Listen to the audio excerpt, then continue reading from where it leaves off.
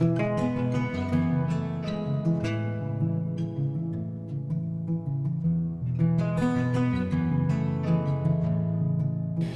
guys, welcome back to another Sweet Word Sunday. I am very excited to share with you.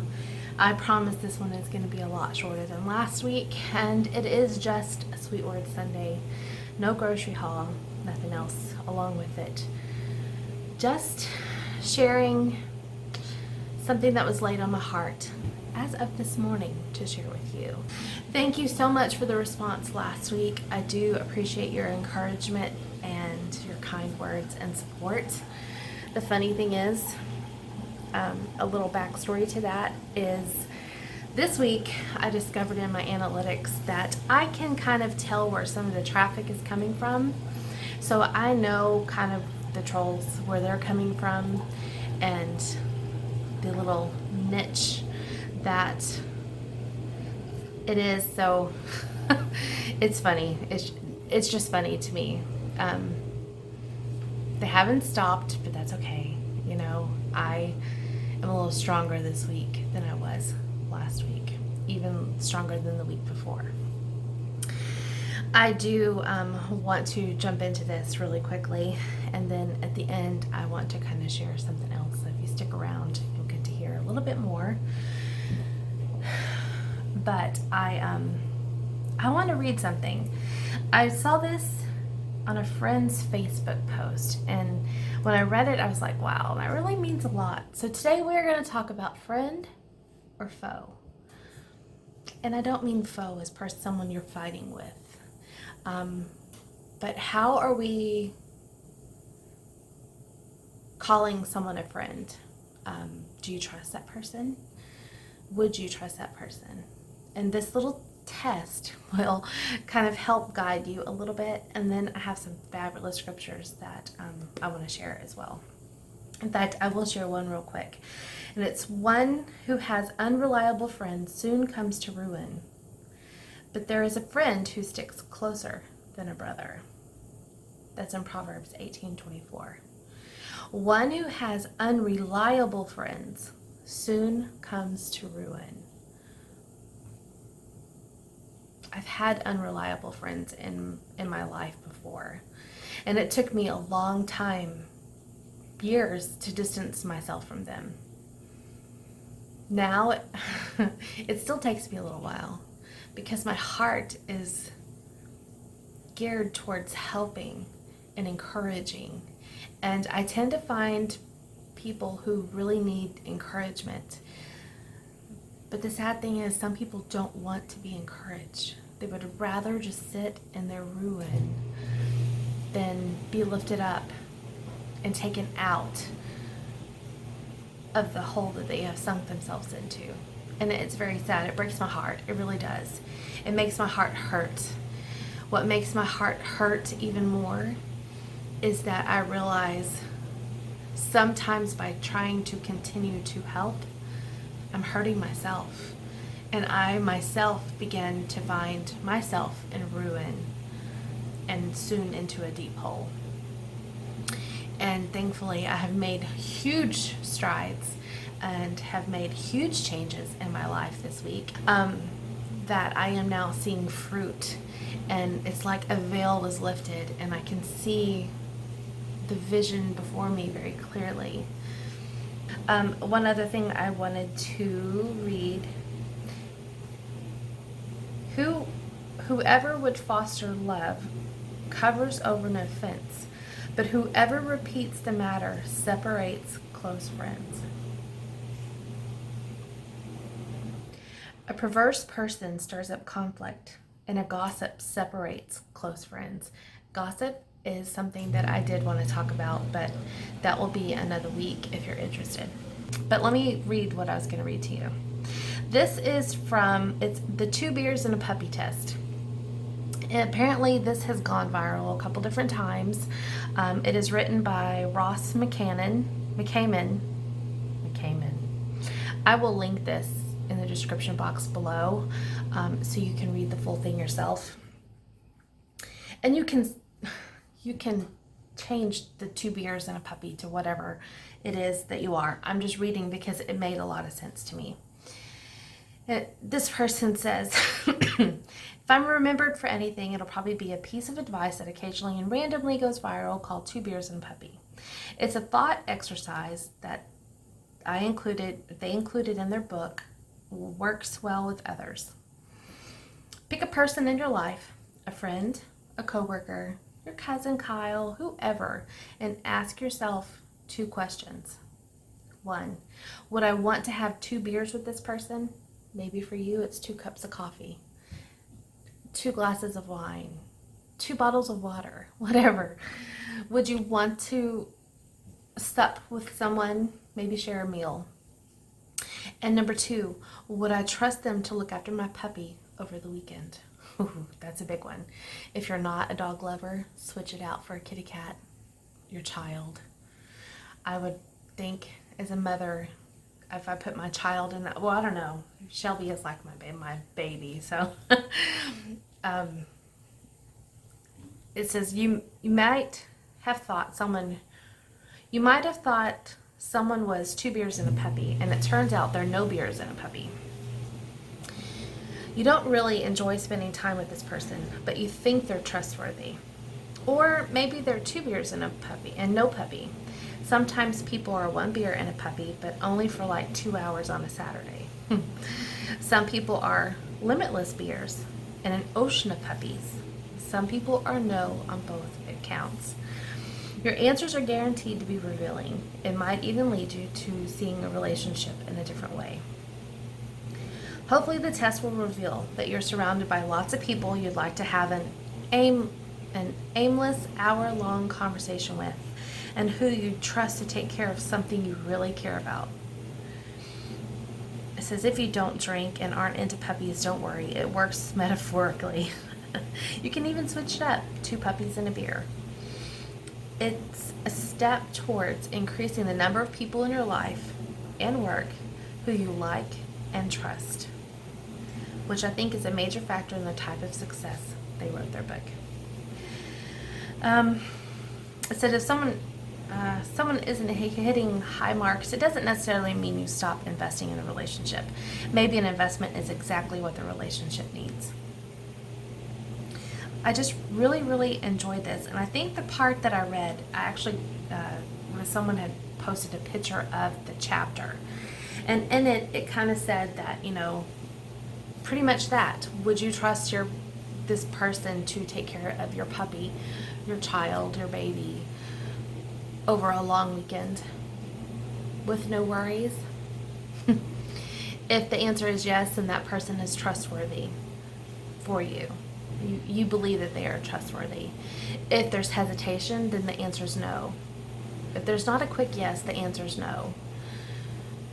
Maybe 2 hours on a Saturday, maybe for a little bit, they're a little trustworthy. But to me, if a person is not trustworthy 100%, I would not trust them. But I'm a very trusting person, and I tend to try to trust everybody. I find the good in everyone. Everybody. I can find good in anybody. But I can't always find trust. And when that trust is broken, when I've given that trust and that trust is broken, it will never get back to what it was, ever. I won't trust that person again. I think trust is something that takes a very long time to rebuild. Trust is something that takes a very long time to rebuild. So if I'm calling someone a friend, it's because I would trust them. I would trust them. They're trustworthy. And I would want to sit down and have 2 cups of coffee with them and enjoy that long conversation, one-on-one, without other people. Maybe one-on-one with 1 million people around, but we're still face-to-face having a good conversation. Those are friends. The rest are acquaintances. Just somebody to talk to. Time fillers. Time fillers. I think we all have people that we wouldn't trust 100%, but that we still would like to spend time with. Those are people that I would call an acquaintance. You know, I like to chit chat with you, but I would never trust my life with you. Would you trust your own life with someone? Would you want them to take care of you when you are sick? That's how we need to start judging our friendships and who we actually tell a lot of our hard things to. I've learned a lesson over the last couple of months. I've learned a lesson about myself. I am too trustworthy, and I probably always will be. But I will always keep this now in the back of my mind.